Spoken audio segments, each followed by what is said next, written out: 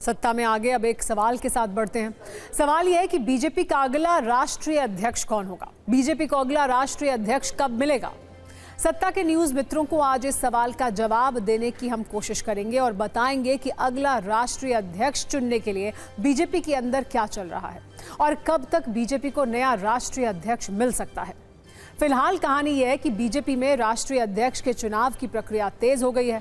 BJP राष्ट्रीय अध्यक्ष के चुनाव की प्रक्रिया क्रम में 11 राज्यों में प्रदेश अध्यक्षों का चुनाव हो रहा है। आज 2 राज्यों में बीजेपी के प्रदेश अध्यक्षों की घोषणा हो गई है। वीपी रामलिंगम को पुडुचेरी का अध्यक्ष चुना गया है। डॉक्टर के बेइचुआ को मिजोरम बीजेपी का नया प्रदेश अध्यक्ष चुना गया है। अगले 3 दिनों में 9 राज्यों में प्रदेश अध्यक्षों का चुनाव हो जाएगा।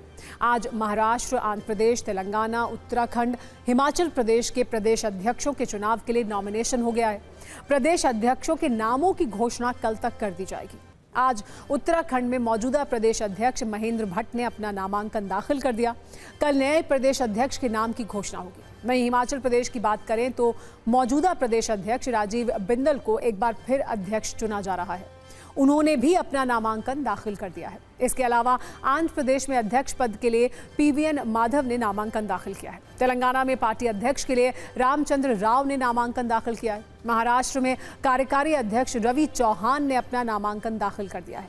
कल इन सभी को प्रदेश अध्यक्ष के तौर पर आधिकारिक रूप से घोषित कर दिया जाएगा। 4 राज्यों में प्रदेश अध्यक्षों का नॉमिनेशन 1 जुलाई को होगा। ये 4 राज्य और केंद्र शासित प्रदेश हैं मध्य प्रदेश, पश्चिम बंगाल, दमन दीव और लद्दाख।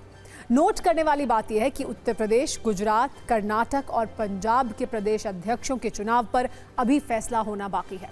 आपके मन में बहुत साधारण सवाल ये उठ रहा होगा कि आखिर प्रदेश अध्यक्षों के चुनाव से राष्ट्रीय अध्यक्ष के चयन का क्या संबंध है। आइए ये भी जानते हैं।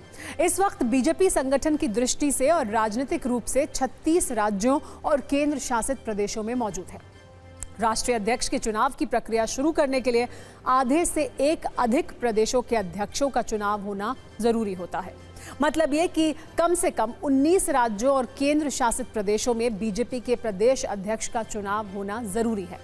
राष्ट्रीय अध्यक्ष की चुनाव प्रक्रिया को रफ्तार देते हुए बीजेपी ने पिछले 5 महीनों में 14 राज्यों में प्रदेश अध्यक्षों का चुनाव कर लिया है। जैसा कि हमने आपको बताया, आज 2 राज्यों में बीजेपी के प्रदेश अध्यक्ष का नाम फाइनल हो गया।